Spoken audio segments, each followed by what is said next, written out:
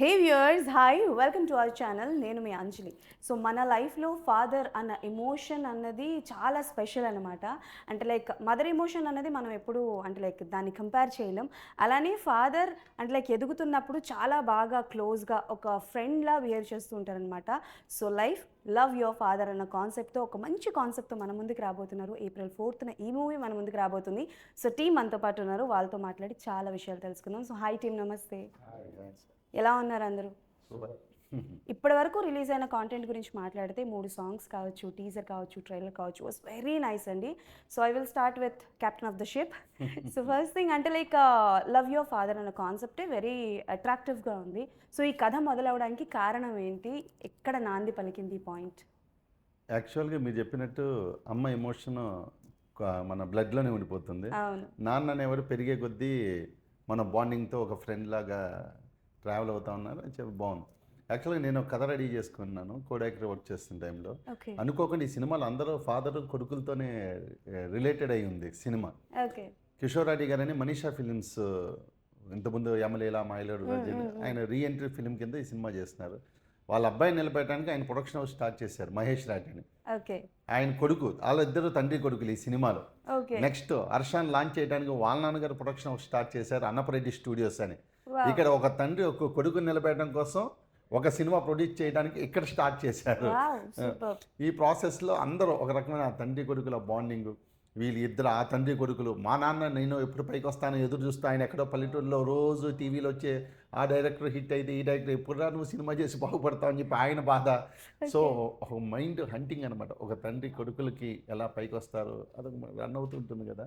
ఆ ప్రాసెస్గా తండ్రి కొడుకులు కట్ చేద్దామని చెప్పేసి వర్క్ చేసుకుంటున్నాను. అట్లాంటి టైంలో హర్ష వాళ్ళ ఫాదర్ వచ్చేసి హర్షాన్ని లాంచ్ చేయడానికి ఒక కథలు వింటూ ఉన్నారు.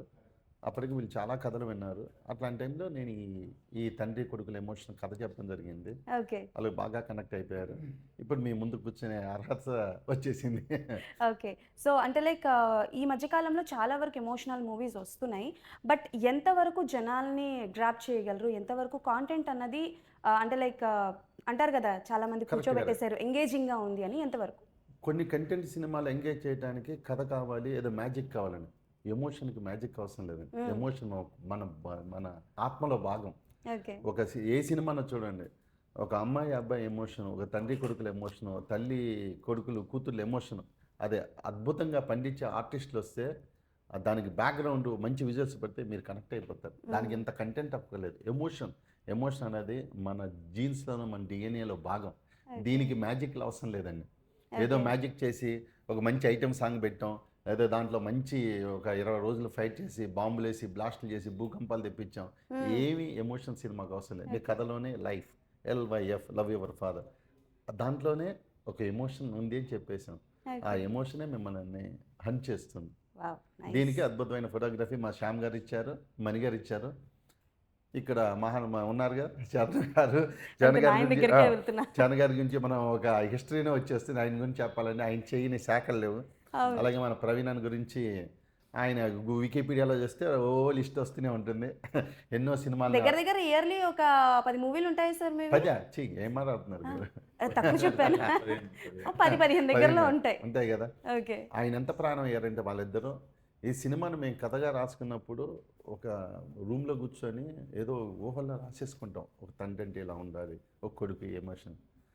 దాన్ని ఏదైతే పేపర్ మీద రాసుకున్నానో 100% మనం 100కే 100 మార్కులు వేసుకున్నాం. ఆ పైన ఇంకా లేవు పారామీటర్స్.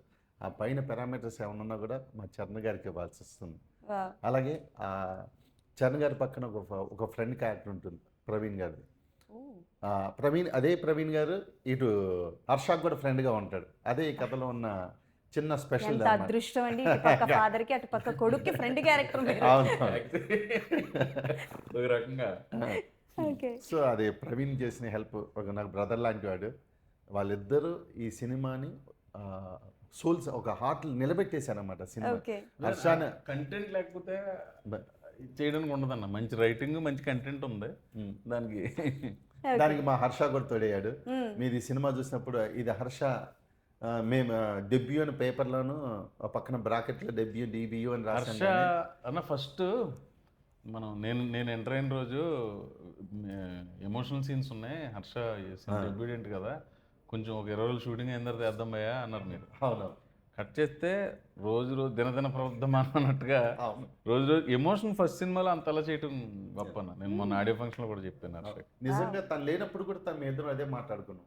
ఎందుకంటే ఇప్పుడు హర్ష ఉన్న టైంలో మాట్లాడుకుంటాం, ఓకే ఏదో పిల్లాడిని పొగిడేస్తే పాడైపోతాడు అనుకుంటాం. కానీ మీ ఇద్దరు పర్సనల్గా మాట్లాడుకున్నప్పుడు ఫోన్ కాన్వర్సేషన్లో కూడా అప్పుడప్పుడు ప్రవీణ్ అదే అన్నాడు, అన్న డే 1కి లాస్ట్కి వచ్చేసరికి చాలా బాగా చేశాడు హర్ష. సో వీళ్ళ ముగ్గురు ఈ సినిమాకి ఒక ప్రాణం లాంటి వాళ్ళు. లైఫ్ వీళ్ళ ముగ్గురితో ఇంటర్వ్యూ చేయటం నాకు లైఫ్లో మెమరబుల్ ఇన్సిడెంట్. లైఫ్లో ప్రధాన పాత్ర చరణ్ గారిది, దాని చుట్టూ మా పాత్రలు తిరుగుతుంటాయి. బట్ ఒక్క సీన్ అన్న కట్ చెప్పినప్పుడు ఆ కంటెంట్ అర్థమైంది. చరణ్ సార్ ఆయన గురించి చరణ్ గారు చాలా బాగా చేశారండి అంటే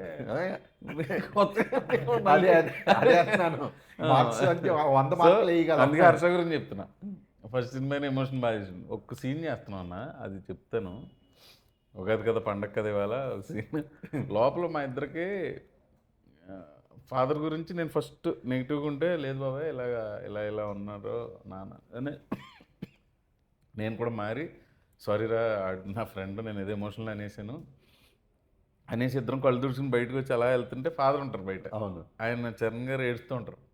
ఆ సీన్ చూసినప్పుడు అనుకున్నానన్న, ఇది అంటే ఒక్కొక్క చోట చేసేటప్పుడు కూడా ప్రతి సినిమా మనం ప్రాణం పెట్టి చేస్తాం. అవును కొన్ని మనం అనుకునే రిజల్ట్ రాకపోవచ్చు, బట్ ఒక్కొక్క చోట అనిపిస్తుంది కదా చేసేటప్పుడు. నాకు ఆ సీన్ చూసినప్పుడు నాకు ఇప్పుడు నేను చెప్తాను, నాకు సినిమాలో నేను చాలాసార్లు డైరెక్టర్గా కొన్ని వందల సార్లు చూస్తాం కదా, నీకు నీ మూడు ఎక్స్ప్రెషన్ నాకు ఇప్పటికీ గుర్తున్నాయి. అంటే చరణ్ గారు హర్ష ఫుల్ లెంగ్త్గా సినిమా ఒకటి సూపర్ మన బెంగళూరు ఊరు వెళ్తున్నప్పుడు వచ్చి మన చరణ్ గారు అంటారు, ఎరా అమ్మకి ఎలా ఉంది అంటారు. అనగానే నువ్వు చాలా హాస్పిటల్ మెయింటెనెన్స్ లేదంట కదా అన్న చెప్పారు. ఆ ఎక్స్ప్రెషన్ నాకు ఎప్పటికీ ఎన్నిసార్లు చూసినా భలే అందంగా అనిపిస్తుంది. అదొకటి చాలా భలేగా అసలు ఎక్స్ప్రెషన్ భలేగా అనిపిస్తుంది. వాళ్ళ సీన్ ప్రవీణ్ గారు చెప్పినట్టు ఆ సీన్లోనే ఆయన ట్రాన్సిషన్ ఒక భయం నుంచి ఎమోషన్కి మారటం. దానికి ముందు సీన్ అయితే పిచ్చ కామెడీ ఉంటుంది. అవునవును. దాని తర్వాత భయపడుతూ ఉన్న సీన్లో తను వచ్చి ఎమోషనల్గా మాట్లాడిన తర్వాత ఈయన అలా ట్రాన్సిట్ అయ్యి అలా ఎమోషనల్గా మారుతారు చూసారా. నిజంగా నెక్స్ట్ నేను కూడా అదే చెప్పబోతున్నాను. నువ్వు ఆ ఎక్స్ప్రెషన్ నాకు ఇప్పటికే ఒక 3 షాట్లు గుర్తున్నాయి. అది ఆ ఫోన్ ఇలా పడేసి కొంచెం ప్రొఫైల్గా చూస్తావు నువ్వు దాంట్లో షాట్, నాకు భలే అనిపించింది ఆ షాట్. అది డైరెక్టర్గా కొన్ని షాట్లు చూసేటప్పుడు ఏంటంటే సినిమా పర్లేదండి, నేను అడిగిన క్వశ్చన్కి మీరు మొత్తం ఇంటర్వ్యూ మొత్తానికి కావాల్సిన సమాధానం వద్దు సార్, మళ్ళీ నాకు పేమెంట్ కట్ చేస్తారు. ఓకే సార్, చరణ్ గారి దగ్గరికి వస్తాను. అంటే బేసికల్గా టు బి వెరీ ఫ్రాంక్ చెప్పాలంటే చరణ్ గారు సింగర్ అవన్నీ కాకుండా ఓన్లీ సినిమా గురించి అడుగుతున్నాను. బట్ ఆస్కింగ్ సంథింగ్ అబ్బాయి కాదు, లైఫ్ సినిమాలో ఆయన పాత్ర గురించి అడగండి. ఓకే, సో ప్రవీణ్ గారి డిమాండ్ కమాండ్కి మేరకు బట్ ఒక కాంప్లిమెంట్ అయితే ఇద్దాం అనుకుంటున్నాను. బట్ అంటే లైక్ ఫస్ట్ సాంగ్ చూసాను నేను, ఇందాకే మీకు చెప్పాను సాంగ్లో మీ డ్యాన్స్ చాలా బాగుంది అని. మీది ఆయనది డ్యాన్స్ చూస్తున్నప్పుడు నాకు బాలసుబ్రహ్మణ్యం గారు ప్రభుదేవ గారిది సాంగ్ ఉంది కదా, అందమైన ప్రేమ రాని లేత బుగ్గపై, నాకు ఆ సాంగే గుర్తొచ్చింది. ఇది ట్రూ, నిజంగా చెప్తున్నాను. సో ఆ డాన్స్ ఎక్స్పీరియన్స్ గురించి చెప్పండి. ఐ థింక్ ఫస్ట్ టైం కదా యువర్ డాన్సింగ్? సరోజాలో చేశాను. Okay okay. బట్ చాలా కాలం తర్వాత మళ్ళీ డాన్స్ అనడం, అది దాన్ని డాన్స్ అన్న నేను, తను ఏదో చేయమన్నారు. ఏంటంటే సరే త్వరగా నేను డాన్స్ చేయలేను, నాకొద్దు అని ఇలా బట్టి పెట్టడం కన్నా చేసేస్తే త్వరగా అయిపోతుంది కదా. ఓకే, మన సినిమాలోకి దిగేసాం, రంగంలోకి దిగాం, ఇంకా ఈదాల్సిందేగా, ఇంకా you have to get it done with, సరే త్వరగా అయిపోతుందని. అది ఆ 7 టేకులు 8 టేకులు చేసి ఇంకా నా వల్ల మొన్న కూడా స్టేజ్ ఎక్కినప్పుడు కూడా స్టెప్ సరిగ్గా రాలా. అది మా ఎడిటర్ మహానుభావుడు ఆయన బాగా కట్ చేశాడు, బాగా చూపించారు. మా మాస్టర్ మోయిన్ మాస్టర్ గారు బాగా కంపోజ్ చేశారు. నాకంటూ సరే ఇంత సింపుల్గా పెట్టుకుంటాం సార్, అది ఎక్కువ కాంప్లికేటెడ్ లేదని కాంప్లికేషన్ అంతా హర్షాకి ఇచ్చి, నాకు ఊరికే ఆ హుక్ స్టెప్స్ మటుకు చిన్నగా లేట్గా నేర్పించాను. బట్ హుక్ స్టెప్స్ కూడా కొంచెం కాంప్లికేటెడ్ గానే ఉన్నాయి కదా. ఎంతైనా ఒక హీరోకి ఒక స్టెప్ చేయించాలి అన్నప్పుడు కొంచెం ఒక కాంప్లికేషన్ ఉండాలి కదా. అసలు రైమింగ్ టైమింగ్ అదిరిపోయింది. సినిమా మొత్తం ఇట్లాగే. మామూలే కాదు. కానీ ఆయన చెప్పిన దానికి ఈయన టైమింగ్కి ఆయన చెప్పిన ఎమోషన్స్కి ఏంటో ఆయన భయపెట్టగలరు, నవ్వించగలరు, ఏడిపించగలరు. అబ్బో, నన్ను అయితే ఏడిపించేశారు. అయ్యో, నన్ను అయితే నిజంగా ఏడిపించారు. ఓకే. సో హర్ష గారు, so working with these kind of legendary people, so ఎలా అనిపించింది? This is the first one right, debut. So ఎక్కడైనా కొంచెం భయం, బెరుకు లాంటిది ఏమైనా? భయం కాదులే కానీ నాకు వాళ్ళ అంటే ఎలా ఉంటారు అనేది ఒక డౌట్ ఉండేది స్టార్టింగ్ నుంచి. సార్ కానీ లేదా ప్రవీణ్ అన్న కానీ మనకి ఆ ర్యాప్ ఇస్తారా, కంఫర్టబుల్ జోన్ అనేది ఇస్తారా లేదా, ఇవ్వకపోతే నాకు తెలిసి అంత బాగా వచ్చేవి కాదు సీన్స్ కానీ ఏవి. వాళ్ళు నాకు ఒక ఫ్రెండ్ లాగా ఒక అన్ని సీన్స్లో ప్రతి దాంట్లో నాకు సపోర్ట్ చేస్తున్నారు. ఇలా నాకేం డౌట్స్ వస్తే వెళ్ళి అడగడం, లేదా వాళ్ళే ఇన్పుట్స్ చెప్పడం, ఇది చేస్తే మనకి సీన్ పరంగా స్టోరీ పరంగా వెరీ ఫస్ట్ డే నుంచి తనతో తన ఇంట్రెస్ట్ అలా ఉంది. మొత్తం ప్రవీణ్. ఆయననా? ఏదైనా సీన్ చెప్పినా అన్న ఈ సీన్లో కొంచెం ఇంప్రూవైజేషన్ ఇలా చేద్దాం అన్న బాగుంటుంది. ఈవెన్ హర్షాకైనా, ఎందుకంటే చరణ్ గారికి వాళ్ళిద్దరున్న ఫ్రెండ్షిప్ వేరు, మా టీంకి మాత్రం మెంటర్ ప్రవీణే. అది ఓపెన్గా చెప్పొచ్చు. ఏదన్నా నేను తప్పు చేస్తున్నాను అనుకో అన్న, చిన్న ఏదన్నా ఏదో ఇలా చెయ్యి అన్న, భలే ఉంటుంది అన్న, ఇలా చేద్దాం అన్న, ఇలా మెరుగ్గా చేద్దాం అంటే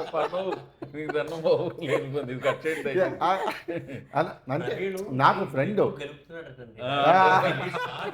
ఈ కెలుకుడు కాదు కెలుకుడు కాదు, నా మీద ప్రేమే. ఎలా చేద్దాం అన్నా అంటే ఆయన ఒప్పుకుంటేనే ప్రతి చోట ఇది ఇలా అడుగుతాం మేము డైరెక్టర్ని. మీ పాయింట్ ఆఫ్ వ్యూ చెప్తారు అంతేనా? పాయింట్ ఆఫ్ వ్యూ కదండి, ఇది సార్ ఇలా చేయను అంటే డైరెక్టర్ గారు ఒప్పుకుంటే ఓకే, లేదు అది వద్దు అంటే అది ఆపేస్తాం. మరి అది లేకపోతే రెండు మూడు సార్లు నేను ఒప్పుకోలేదు, మా ఇద్దరి మధ్య అది కూడా జరిగింది. అది వచ్చేసి అన్న ఇది మారుదాను, లేదు ఇదే చెప్పు, లేదండి ఇది మారుదాను. నాకు డైరెక్టర్ గారి చేతిలో ఉంటుంది, మేము అడగటం మా బాధ్యత. సార్ ఇది సార్ అంటే ఓకే బాగానే ఉంది వెళ్ళండి, వద్దు ఇదే అంటే అదే అడగటం వరకే, అడగడం మన బాధ్యత. గ్రాంటెడ్ కెప్టెన్ గ్రాంట్ చేయలేదు. అంటే కెప్టెన్ అంటే ఈ సీన్ లో ఉన్న ఏదైతే ఈ డైలాగ్ ఉందో, ఈ డైలాగ్ ఎక్కడో ఒక రిఫ్లెక్షన్ ఉంటుందని చెప్పి రాసుకుంటా ఉన్నాం. వచ్చిన ప్రాబ్లం ఎక్కడ వస్తుందంటే ఆర్టిస్టులకి డైరెక్టర్కి మధ్య గొడవలు ఎక్కడ, సెట్లో ఇబ్బందికరమైన సిచ్యువేషన్ ఏంటంటే ఆ సీన్లో ఆ డైలాగ్ ఇబ్బంది అనిపిస్తుంది. తను ఆర్టిస్ట్గా పెర్ఫామ్ చేసేప్పుడు ఇదేముంది ఈ డైలాగ్ చెప్తే ఏముంది, కిక్ ఏముంది అనిపిస్తుంది. కానీ ఆ డైలాగ్ చెప్పడం వలన ఎక్కడో ఇంకో 10 సీన్ల తర్వాత దీనికి లింక్ అక్కడ వేస్తే బాగుంటుందని ఒక డైరెక్టర్గా రాసుకునేటప్పుడు అనిపిస్తుంది అనమాట.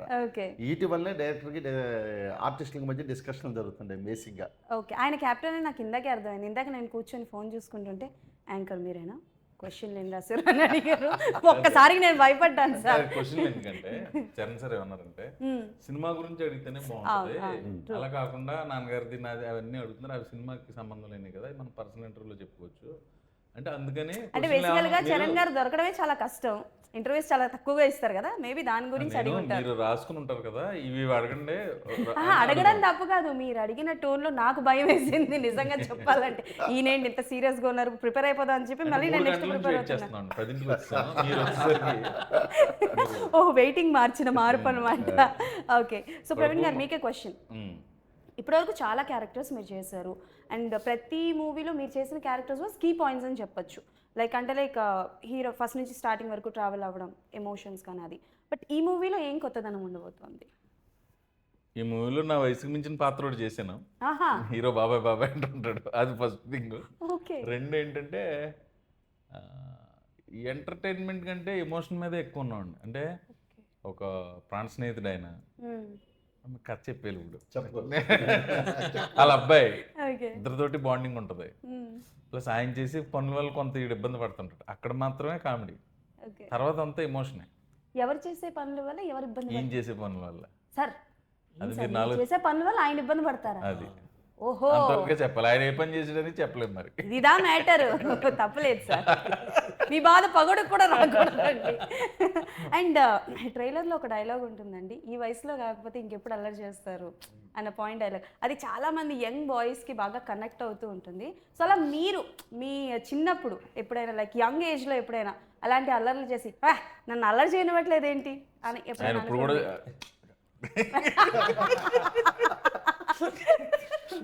చెయ్యకుండా ఎదిగిన వాళ్ళు ఎవరన్నా ఉన్నారా ఉంటారా? అసలు మీరు ఇప్పుడు ఇంకా మానలేదు మీరు. Okay done. చాలా ఉన్నాయి, అందరికీ ఉంటాయి. నాకు తెలిసి హర్ష ఒక్కడే అనుకుంటా బుద్ధిమంతుడు ఈ రోలో. ఇంకా మాకు మనకే confirmation. ఈ రోజు కాదు సార్, బుద్ధిమంతుడిలో ఉన్నాడో ఫస్ట్ సినిమా కాబట్టి ఇంకా doubt నాకు. డౌట్. సరే ఎనీ మెమరబుల్ అంటే లైక్ డ్యూరింగ్ ద షూటింగ్ టైంలో హర్ష గారి క్యారెక్టరైజేషన్ చూసి మనం కూడా ఇలా చేసాం కదా అని ఏ సీన్ చూస్తున్నప్పుడు అనిపించింది? అంటే క్లబ్ తప్పు తాగి పోలీసులు అరెస్ట్ చేసి అట్లాంటి సీన్ నా లైఫ్లో ఎప్పుడు రాలేదు. ఓకే. అంటే సినిమాలో ఉందా సార్ అలాంటిది? నాకు కూడా తెలియదు. ఉంది కదా, ఉంది కదా. అది ఇది కామన్ కదా సినిమాలో ఉంటది. చెప్పండి. ఓ మీరు లేరు ఆ సీన్లో? ఆ సినిమా మ్మ్.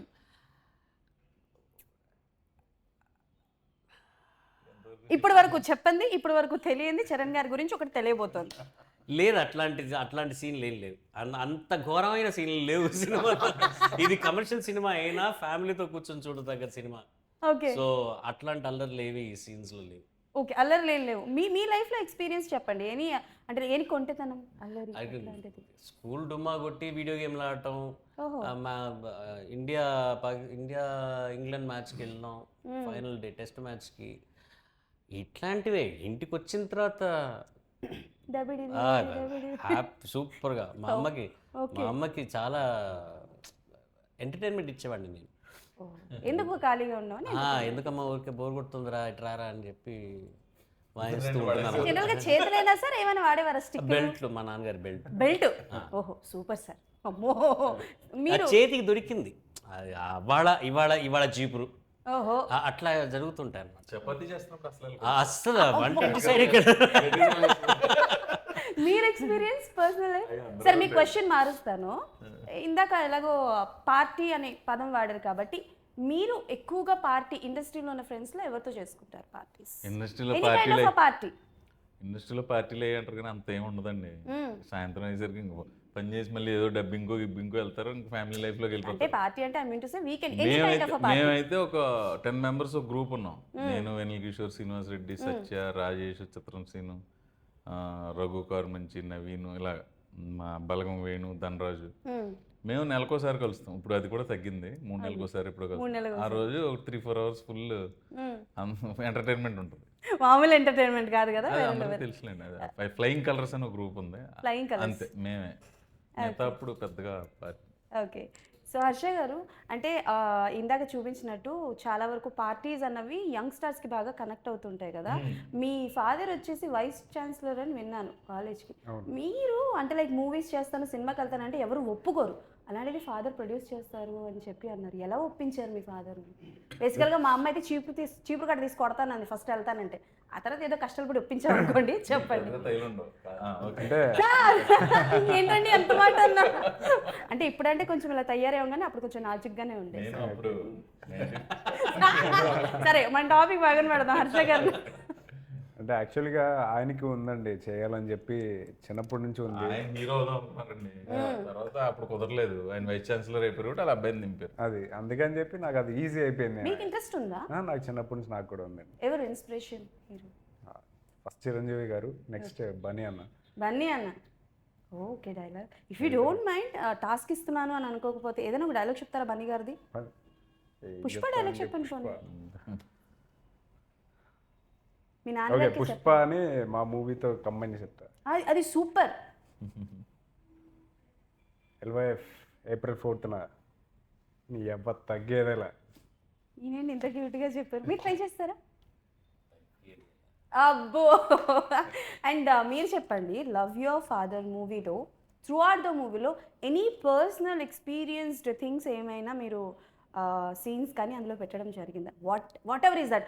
అది మధుమతి సాంగ్ కావచ్చు, పార్టీ సాంగ్ కావచ్చు, or else father emotion song. మీరు చాలా తేలిగ్గా తప్పించుకోవాలని చెప్పి ఫాదర్ ఎమోషన్ అని మాత్రం చెప్పకండి సార్. మధుమతి లాంటి సాంగ్ లాంటి మీ లైఫ్ లో అట్లాంటివి ఏమైనా జరిగినాయి సార్? అట్లా అని లేవు సార్, మొదటి జీవితంలో ఏం జరగలేదు సార్. షూరా సార్? Sure sir. ఇరికెచ్చుకోండి నన్ను, మీకు దన్నం. మీ ఫ్యామిలీ వచ్చారు కదా, అదే మీరు ఏదో స్కెచ్ చేస్తారు లేకపోతే చెప్పేవాడు కదా. ఇక్కడ మరి వినపడేటట్టు కూర్చున్నారు ఆవిడ కూడా. సరే మనం ఇంకొంచెం ఇరికిద్దాం సార్, పర్లేదు. చెప్పండి ఎనీ ఎక్స్పీరియన్స్. సినిమా కథ రాసుకునేటప్పుడు ఏంటంటే అంత పర్సనల్ ఎక్స్పీరియన్స్లు ఈ వయసుకి వచ్చిన తర్వాత ఉండవండి. ఇక కథ మీద బ్యాలెన్స్డ్గా వెళ్ళిపోతాం. లవ్ యువర్ ఫాదర్ మీరు అన్నట్టు లవ్ యూ ఫాదర్ కూడా కొంచెం లవ్ యువర్ ఫాదర్ కంటెంట్ కాబట్టి ఫాదర్ తోటి ఉన్న ఎమోషనల్.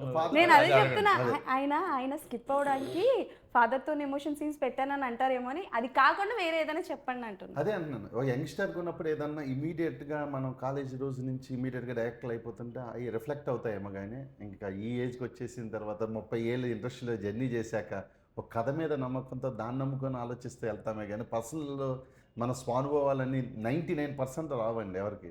ఒక కథను కథగా చూడటం మొదలెడతాం. ఒక తండ్రి కొడుకులో జెన్యూన్ ఎమోషన్తో సినిమా చేయాలనుకున్నాను. మీరు అన్నట్టు నా తండ్రికి నాకు ఒక అనుబంధం ఉంటుంది. అనుబంధంలో నేనేదో పాడైపోతానని చెప్పి ఆయన స్ట్రిక్ట్గా ఉండటం, అది చేయటాలు, కొట్టేయటాలు, తన్నేయటాలు అవన్నీ ప్రతి ఇంట్లోనూ జరిగేవి. అలాంటివి జరుగుతుండే. బట్ నేనేమనుకున్నాను అప్పట్లో ఏమనుకున్నాను, మా నాన్న తనకుంటుంటే బాగుండు, ఆయన కనపడకుంటే పక్క నుంచి వెళ్ళిపోతే బాగుండు, తప్పించుకుని తిరుగుదాం అనుకునేవాడిని. అలాంటి నేను కథ రాసుకునేటప్పుడు అలాంటి ఫాదర్ ఉండకూడదు అనుకున్నాను. ఓకే, ఎందుకంటే నేను ఆ రోజుల్లో అనుకున్నాను. కానీ నేను ఫాదర్ అయ్యాక నాకు 2 పాపలు. నాకు ఫాదర్ అయ్యాక మా నాన్న ఎందుకు తిట్టాడు ఇప్పుడు అర్థమవుతుంది. ఇప్పుడు మా అమ్మాయి కూర్చొని అంతే రియల్ సార్, టు బి హానెస్ట్గా. ఇప్పుడు నేను బయట నుంచి ఇప్పుడు ఇలా షూటింగ్ నుంచో ఎక్కడి నుంచి వెళ్తా నాన్న అవస్థలు పడి వెళ్ళిపోతాను. ఇంటికి వెళ్ళంగానే రూమ్లో కూర్చోగానే వాళ్ళు ట్యాబ్లెట్ చూస్తున్నారు అనుకున్నా సర్రని బీపీ వచ్చేస్తుంది. బయట ఎంత మంచివాడో పవన్ మాట్లాడాడో కోపం రాదు అంటుంటారు. ఇంటికి రాగానే ఆ కోపంతో ఆ కోపం పడి మామే చూపించారు. వాళ్ళ డాటర్ బి లైక్ ఊర్లో ఉన్న కోపం అంతా తీసుకొచ్చి నా మీద పెడతారే. వాళ్ళు అలాగంటారు. మాది కూడా అదే వయసు. ఇంట్లో ఉన్న కోపం పడి వచ్చి మామే పెడతారు. బోల్డ్ పడ్డం. ఓకే, సో అంటే love your life movie, this is an father and sun bond movie కాబట్టి ఈ కాన్సెప్ట్ బేస్డ్ మూవీస్ చాలానే వచ్చినాయి ఈ మధ్యకాలంలో వచ్చాయి. ఎందుకంటే మదర్ ఎమోషన్స్ ఎక్కువగా వస్తున్నాయని చెప్పి ఫాదర్ ఎమోషన్ బేస్డ్ మూవీస్ వస్తున్నాయి. బట్ ఎక్కువగా జనాలు యాక్సెప్ట్ చేయట్లేదు. ఎక్కడో ఏదో చిన్నది మిస్ అయింది, చిన్నది మిస్ఫైర్ అయింది అని చెప్పి కొన్ని సినిమాలు ఏంటి అని అంటే కొంచెం యావరేజ్గానే ఉన్నాయి. బట్ ఇది అంటే లైక్ చాలా వరకు ఏంటంటే కంపేర్ చేస్తుంటారు. For example Nannaku Prematho cinema ఉంది, ఏ సినిమా వచ్చినా ఆ సినిమాతో కంపేర్ చేస్తూ ఉంటారు. సో అలా ఆలోచించే వాళ్ళకి what you want to say? So ఎవరైనా ఆన్సర్ చేయొచ్చు. ఆలోచించగా అది స్టార్ సినిమా అండి, ఇదేమో ఫస్ట్ సినిమా కుర్రాడిది. Yeah, but story related to father emotion. మీరు అడిగిన క్వశ్చన్కి నేను ఆన్సర్ చరణ్ గారు కూడా చెప్పారు. చరణ్ గారు నాతో డిస్కస్ చేసినప్పుడు మీరు చెప్పిన ఈ సినిమాలన్నీ కూడా హీరో పాయింట్ ఆఫ్ వ్యూలోను ఫాదర్ పాయింట్ ఆఫ్ వ్యూలో కథ రన్ అవుతుంటుంది. అంటే తండ్రి కొడుకులు ఇద్దరు, కొడుకు ఏదో కాలేజీలో అల్లరి చేస్తుంటాడు, ఏదో గొడవలు పడుతుంటాడు, తాగుతుంటాడు, గొడవ చేస్తుంటాడు. ఆ తండ్రి కొడుకులకి మధ్య క్లాష్ స్టార్ట్ అవుతుంది. ఈ మధ్య మీరు చూసిన చాలా సినిమాలు అవచ్చు, పేర్లు మనకు అనవసరం. ఒక తండ్రి కొడుకుల ఎమోషన్ జర్నీలో తండ్రి కొడుకులే ఒక స్టేజ్లో ఇద్దరి మధ్య క్లాష్లు వచ్చి ఇద్దరు మాట్లాడుకోకపోవటం, ఈ కొడుకు చేసే పనులు క్లైమాక్స్లోకి వచ్చిన తండ్రి రిలీజ్ అయ్యి నా కొడుకు మంచి పనులే చేశా, నేనే అపార్థం చేసుకున్నాను అని చెప్పి కలుసుకుంటారు. ఇలా ఉంటాయి. దీంట్లో అది కాదు. ఒక మంచి ఫాదర్కి ఒక మంచి కొడుకు హ్యాపీగా ఇద్దరు, ఇది వీళ్ళిద్దరి నుంచి ఒక థర్డ్ ఫోర్స్ నుంచి కథలో కాన్ఫ్లిక్ట్ వస్తుంది. అక్కడి నుంచి వీళ్ళిద్దరూ ఎలా ఫేస్ చేసి ఎలా ఇది చేశారన్నదే కథ. అసలు ఇప్పటికి వచ్చిన కథకి వీటికే సంబంధం ఉండదు. సో తండ్రి పగని కొడుకు తీర్చుకుంటాడా అంటే ట్రైలర్ని బట్టి నాకు అర్థమైంది. మీ అది ట్రైలర్ చూసారుగా, 4వ తారీఖు వస్తే సినిమా అందరు మార్నింగ్ షో తర్వాత అర్థమైపోతుంది. ఓకే, సో ఎలాగో ఒక నిమిషం ఎప్పుడో సగం చెప్పేసారు అన్న కదా. ఇప్పుడు నేను అడిగి డౌట్ అయితే మొత్తం చెప్పేసాను. ఎవరి పాయింట్ ఆఫ్ వ్యూలో ఓపెన్ అవుతుంది మన కదా. యాక్చువల్గా రెండు క్యారెక్టర్స్ పాయింట్ ఆఫ్ వ్యూలో అదే అది ఇద్దరు 2 పాయింట్ ఆఫ్ వ్యూలో కథ రన్ అవుతుంది. అదే కొత్త. ఓకే ఓకే, నాకు ఒక చిన్న క్వశ్చన్ అండి. సో మన మూవీలో ఏంటంటే ఒక పాయింట్ ఉంది, దట్ ఈస్ ఏంటంటే హార్స్ రేసింగ్ అన్న పాయింట్ ఒకటి ఉంది కదా. సో రీసెంట్గా బెట్టింగ్ యాప్స్ గురించి కూడా చాలా ఇష్యూస్ నడుస్తున్నాయి. సో దాని మీద ఏమైనా మెసేజ్ అన్నది ఇచ్చేది ఏమైనా ఉంటుందా? బెట్టింగ్ యాప్స్ అన్నాను, బట్ బెట్టింగ్ వేయడం లాంటి అండి. ఇప్పుడు పెద్దలు చెప్తేనే పిల్లలు ఎవరు వింటలేరు, ఇంట్లో పెద్దలు చెప్తేనే. ఇప్పుడు మనం ఒక మెసేజ్ ఒకటి చెప్పి సొసైటీని సరిదిద్దే అంత ఇది సినిమా ఎంటర్టైన్మెంట్గా చూడాలి. కానీ అదేంటంటే కోఇన్సిడెంటలీ ఈ టైంలో ఈ ఇష్యూస్ వచ్చినాయి అంతే తప్ప మాకు ఆల్రెడీ కథలో ఒక భాగం ఈ బెట్టింగ్ కానివ్వండి,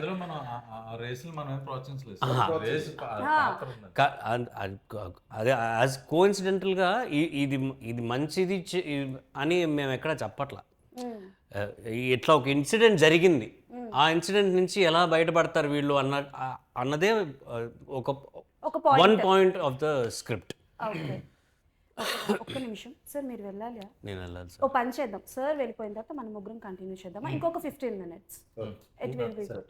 ఓకే, ఫైనలీ మూవీ గురించి చెప్పేసేయండి, then you can skip. Okay, done. So finally ఈ మూవీ ఎలా ఉండబోతోంది, ఏంటి, జనాలు మూవీకి వస్తే ఎలా? మంచి ఎఫర్ట్ పెట్టాం అందరము. నా రీఎంట్రీ, హర్ష డెబ్యూ, ప్రవీణ్ నవాబ్ షా, ఇంకా ఎన్నో మంది లెజెండరీ యాక్టర్స్, సీనియర్ యాక్టర్స్ ఇండస్ట్రీలో ఈ సినిమాకి సహకరించారు. డైరెక్టర్ గారి ఫస్ట్ సినిమా. చాలా చాలా విషయాల్లో ఈ సినిమాలో ఉన్న ఎమోషన్స్ అన్నీ మా లైఫ్లో కూడా ఉన్నాయి ఇప్పుడు. ఎందుకంటే మా మనీషా ఆర్ట్స్ అండ్ మీడియా వాళ్ళది రీఎంట్రీ, వీళ్ళ నాన్నగారిది first production. So it's everything put together, ఒక మంచి సంకల్పం, మంచి ఎఫర్ట్ పెట్టాం ఈ సినిమాలో. సినిమా బాగా వచ్చింది. ఇంకా దీని తర్వాత అద్భుతమైన చిత్రం మీరు వచ్చి చూస్తే మీ జీవితం మారిపోతుందనే ఇట్లాంటి కబుర్లు నేను చెప్పను. మంచి సినిమా, మీరు సినిమాకి వెళ్ళాలని అనుకునే పరిస్థితుల్లో ఇది ఒక మంచి సినిమా. చూడండి, చూస్తే మీకు నచ్చుతుందని నా అభిప్రాయం. ఓకే, థ్యాంక్ యూ అండి, thank you so much. Thank you ma'am, pleasure meeting Thank sir.